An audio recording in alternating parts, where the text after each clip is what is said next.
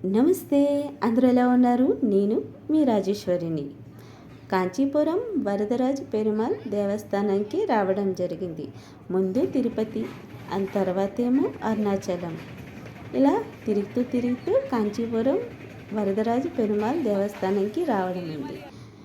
దేవస్థానం గురించి చెప్పినంత వయసు లేదు, అనుభవం లేదు. కానీ ఆ రోజు నేను వెళ్ళి మనసు కనిపించింది మీతో షేర్ చేసుకుంటాను. చిన్నగా లైక్ చేయండి, ప్లీజ్ సబ్స్క్రైబ్ చేసేసుకోరు.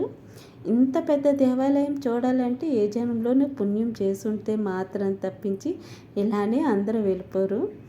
అలా నాకు అదృష్టం కలిగింది. నేను సొంతంగా వెళ్ళలేదు, మా ఫ్యామిలీ మెంబర్ నాకు తీసుకొని వెళ్ళడం అయింది. ఆ అదృష్టం నాకు కలిగింది. పుణ్యం మొత్తం వాళ్ళకి వెళ్తుంది. చూసే అదృష్టం నాకు కలిగింది. నేను జీవితంలో సక్సెస్ అయితే నేను కూడా ఒక్కరినైనా ఇలా తీసుకెళ్ళే అదృష్టం, ఆ భాగ్యం నాకు కలగాలని దేవుడిని అనుకుంటాను. మీరు కూడా దేవస్థానానికి వెళ్ళినప్పుడు ఒకరికి తీసుకెళ్ళాలని చూడండి. అట్లీస్ట్ మీ తోడు వాళ్ళకి దొరికిపోతే చాలా గొప్పతనం. డబ్బులైతే ప్రతి ఒక్కరు ఖర్చు పెడతారు. చాలా మనిషికి తెలియక ఉండిపోయిన వాళ్ళు చాలా మనిషి ఉన్నారు. మీరు దేవస్థానాలకు వెళ్ళినప్పుడు ఎవరైనా వస్తారా అని ఒక్కరినైనా తీసుకువెళ్ళండి, రండి మాతోటి అనుకొని. అది మీకు ఆ పుణ్యం వాళ్ళకన్నా మీకే ఎక్కువ దొరుకుతుంది. కొంచెం డబ్బులు ఖర్చు అయితే వాళ్ళు కూడా కొంచెం పట్టుకుంటారు.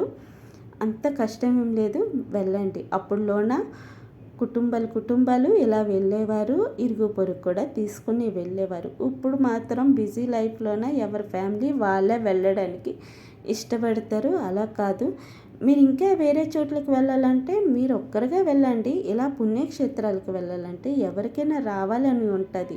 వాళ్ళకి తోడు దొరక్క ఉండిపోయిన వాళ్ళు చాలా మంది ఉంటారు. ఎవరినైనా ఒక్కళ్ళనైనా ఈనాటి పుణ్యక్షేత్రాలకి తీసుకెళ్ళండి. ఆ పుణ్యం మీకే దొరుకుతుంది, వాళ్ళకి ఏం దొరకదు. వాళ్ళకి అదృష్టం మాత్రమే, ఈ దేవాలయాలు చూసే అదృష్టం వాళ్ళకి కలుగుతుంది. తప్పుగా ఏమనుకోవద్దండి. చిన్నగా లైక్ చేయండి, ప్లీజ్ సబ్స్క్రైబ్ చేసేసుకోరు. అయితే ఇక్కడ వీడియో తీయడానికి ఫుల్ పర్మిషన్ ఉంది, ఎవరు ఏం అబ్జెక్షన్ చెప్పలేదు. దేవుణ్ణి చక్కగా వీడియో తీయగలుగుతారు. కానీ నా మనసుకి తప్పనిపించింది, అందుకోసమే నేను దేవుణ్ణి చూసి అలా ఉండిపోయాను.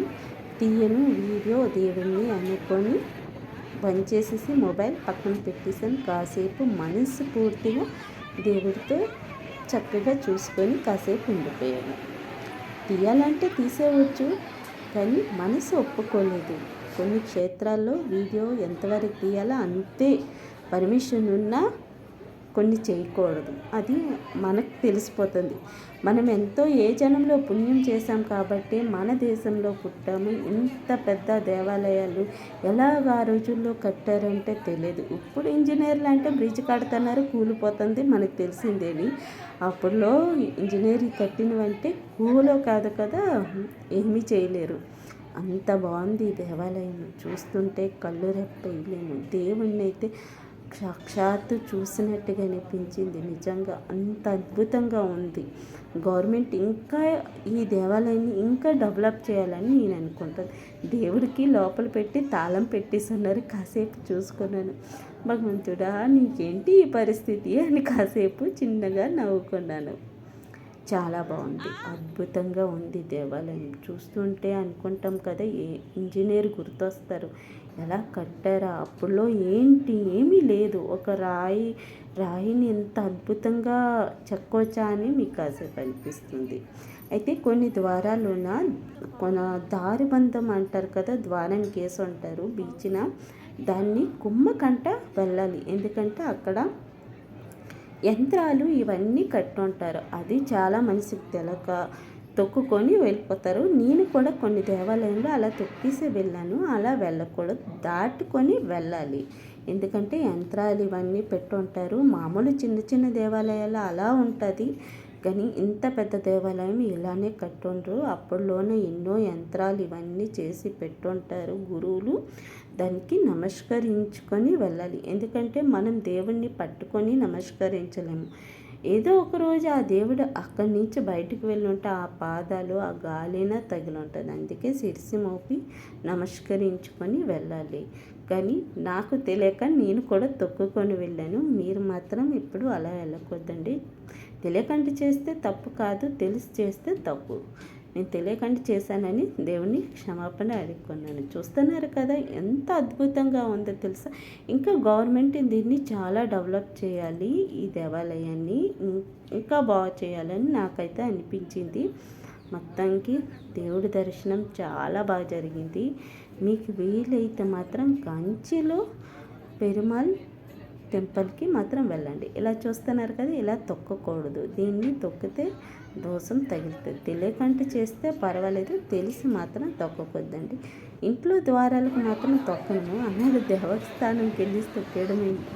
ఆ క్షణాన్ని ఆ గావరికి ఏమి తెలియనట్టుగా అయిపోతూ ఉంటుంది. కొన్ని అంతే, ఏం చేయలేము. ఈ స్తంభాలు ఇవన్నీ చూస్తుంటే అద్భుతంగా ఉంది ఈ దేవాలయం. ప్రతి ఒక్కటి అంటాను కదా, చెప్తే మాటలను చెప్పలేము. మీరు వెళ్ళండి కంచి వరదరాజ్ పెరుమాళ్ టెంపుల్కి. చాలా అంటే చాలా బాగుంది. దేవుడైతే ప్రత్యక్షంగా మనకు కనిపిస్తారు. నేను అంత అద్భుతంగా నేను చెప్పలేదు. ఎప్పుడైనా చాగంటి కోటేశ్వరరావు సార్ గారు ప్రవచనం చెప్పినప్పుడు ఈ దేవస్థానం గురించి మీరు వినండి. మీకే అది మీకు అనుభవం మీకు తెలుస్తుంది. ప్రతి దేవస్థానంలో వెళ్ళేసి కోరికలు ఏం కోరేలేదు. దేవుని చూశాను, అంత అదృష్టం నాకు కలిగిపోయింది. నాకు చాలు అని నేను అనేసుకున్నాను. దీనికంటే అదృష్టం ఇంకేం కావాలి చెప్పండి. దేవస్థానాలన్నీ తిరిగిన తర్వాత మనిషి ప్రశాంతంగా మారిపోతుంది. డబ్బులు లేవని బాధపడిపోయి ఇంట్లో ఉండిపోకొద్దండి. సంవత్సరానికి ఒకసారైనా ఇలా ఒక్క దేవస్థానానికైనా వెళ్తుండండి. చాలా బాగా అనిపిస్తుంది. మీ మనసులో నెగిటివ్ ఫీలింగ్ మొత్తం పోయి పాజిటివ్గా ఉంటుంది. సూర్యచంద్రులకి ఎండి బల్లి, బంగారు బల్లి ముట్టుకుంటారు. ఇక్కడ బల్లి పడే దోషాలు ఇవన్నీ పోతాయంట. ఒకసారి బల్లి నా ఒంటి మీద పడ్డాదని జీవితమే తలకిందలుగా మారిపోయింది. చాలా బాధ అనిపిస్తుంది. అప్పుడు నాకు తెలుసుంటే బాగోను, డబ్బులు ఖర్చు అయినా ముట్టిసుంతను, దోషం పోయిన్ను అనుకొని చాలా బాగా అనిపించింది. ఇలాంటి క్షేత్రాలు మన దేశంలో ఉన్నాయి కాబట్టి ఇంత చక్కగా మనం బ్రతుకుతున్నామని అనిపిస్తుంటుంది. ఈ పుణ్యక్షేత్రాలు తిరగాలంటే ఏ జనంలోనో పుణ్యమే చేసి దేవుడు మాత్రం వీడియో తీయకుండా మళ్ళీ కిందకి దిగిపోయి చక్కగా దేవుణ్ణి చూశానని సంతోషంతో ఉన్నాను. Thank you for watching.